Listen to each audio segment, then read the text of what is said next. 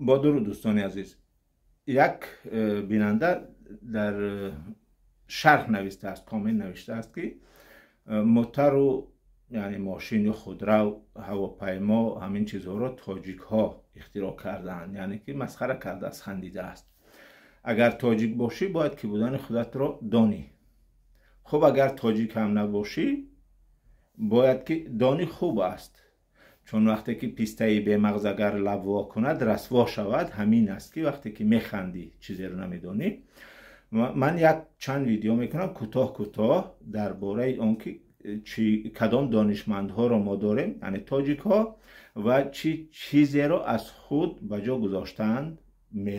میراث علمی تا امروز به ما رسیده است، به تمام جهان، به تمام دنیا. سر میکنیم بعد از اسلام، یعنی که ما مسلمان شدیم.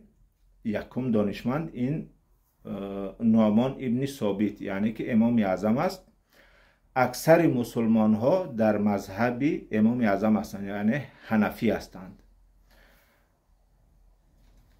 و چیزی مهمه، اگر کتابش رو کسی خوانده باشد، کتابهایش رو من هم کم خواندم، اما یک چیزی مهم را در فقه اکبر مشاهده کردم که در یادم هست. این اتم است. ذره ها خردترین ذره های تقسیم نشونده. البته امروز میگویند ذره ها باز هم تقسیم میشوند، اتم هم تقسیم میشوند در علم زمانوی.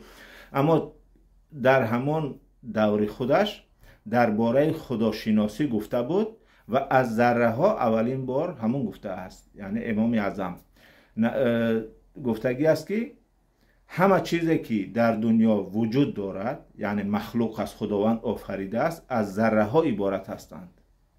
هر چند ما آنها رو شکستن گیریم، خرد کردن گیریم، باز هم ذره های خردتن شدن میگیرند، یعنی که تا اتم میشوند.